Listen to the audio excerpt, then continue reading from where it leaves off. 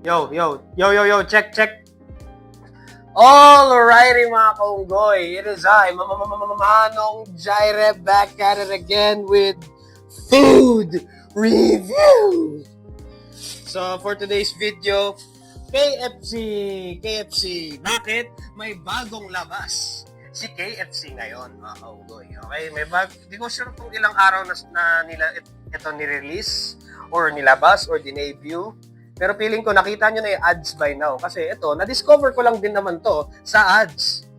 More specifically, sa YouTube ads. No? Sa mga ad... yun, basta yun. KFC, KBBQ? Korean Barbecue KFC. No? So medyo, parang nagsa-sound trip kasi ako sa gym, sa headphones. And bigla ako narinig yung bagong ad ng KFC. So I'm like, oh my God. KBBQ, Korean Barbecue Chicken. Oh my God, sige na. Matry nga yun mga kaunggoy. No? Matry nga natin. No? So, after workout, dumiretso agad ako sa KFC para matry natin, okay? Buksan natin mga kaunggoy. Tinape pa nila talaga, no? Mukhang solid to, ah. Nakakaiba yung lalagyanan nila, oh. Para siyang, hindi ko alam. Or baka ignorante lang talaga ako.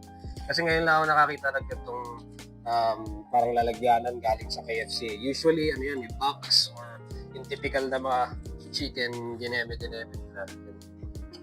Okay, moment of truth. Buksan natin. Buksan natin. Oh my God. Ay, may kanin na pala. Akala ko wala. May kanin. And all this time, kumuha pa ako ng extra rice dito sa tabi. No? Ewan ko, kita nyo ba? Okay, so ito po yung tsura niya. Yan, ito po yung tsura niya, mga kaunggoy. Yan, oh my God. So, nakikita ko na yung sauce, nakikita ko yung rice, nakikita ko yung manok. Ano siya? Chicken chops. Hindi siya yung fried chicken or yung... chicken chops o fun shots? Parang fun shots to eh. Meron silang hiwalay na fun shots tapos dip.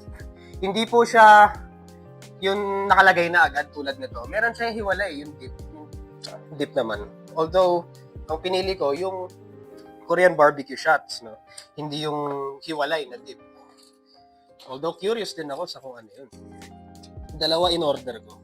Kasi, alam nyo naman ako, bulking, no? I'm bulking, mga kaunggoy. Nagpapalaki. I'm trying to put on size, mga kaunggoy. Oh my God! Teka, I'm focus pag yan, ha? Oh, yan. Oh, diba? Oh, diba? So, ano ba hinihintay natin? Kaya na natin to. Ang dami ko ng yap dito eh. Okay, before I start, mga kaunggoy, trending kasi ngayon yung 2016. Yung 2016, tapos 2026, di ba? Kung sino tayo, kung ano itsura natin noong 2016, no? Maghahanap ako ng picture ko noong 2016. Ayan, ganyan ako noon. Payatot. Kalansay, butike. Ayun. So, without further ado, ano unahin ko? Ito, maraming maraming seeds. Yung typical na Korean na may seeds. Test! Close up. Come on. Okay, very good. Yeah, very good. Very good.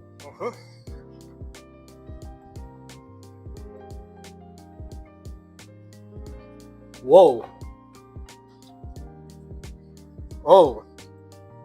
May konting Korean barbecue nga. May sipa siya eh. Oh my God. Well, that's pretty good. Actually, yung kinuha ko, yung hindi crispy. Hanap tayo ng medyo crispy. Okay? Masyadong maliit to. Okay. And then, parang soggy na siya. Okay, soggy na siya. Yan. Bon appetit. So, pati yung kanin niya, meron. Hindi lang yung manok, no?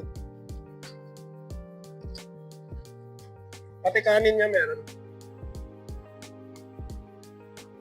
So, parang kumuha sila ng dip, tapos binuhos nila dito talaga. So, yung lasa niya, typical Korean barbecue. Typical Korean barbecue na May tamis. May tamis siya, tapos biglang aanghang. Tapos biglang, pero yung anghang niya, hindi malakas. Hindi ganun kalakas yung anghang niya. Pero may anghang. Tapos, tamis, anghang, tapos biglang may konting alat, no? Pero, maganda yung balance. KFC, no?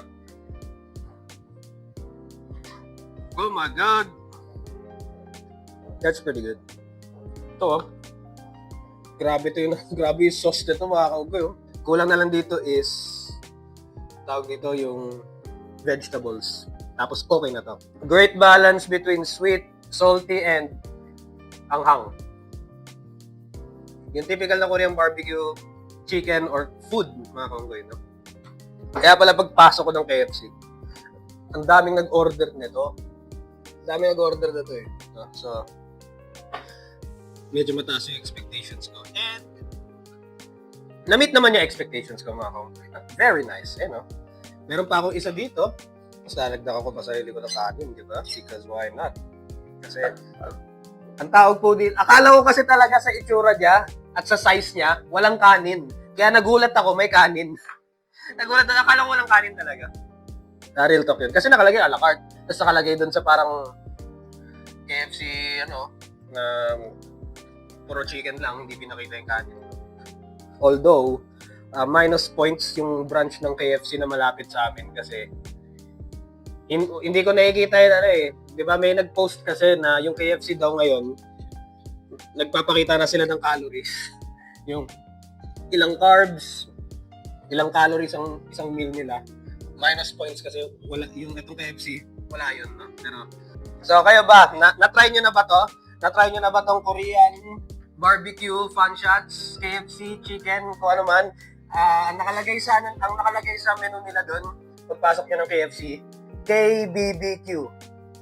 Basta sabihin nyo lang siguro KBBQ, yun na yun. Alam na nila yung mga cowboy at yung ibibigay nila. Okay? Pipili na lang kayo kung dip o yung regular. Yun lang. That's all for today's video and that's the bottom line. Because Manong Jaire said so. Kahit gaano man kalalim ang dagat, hanggang dibdib lang to ng bibe.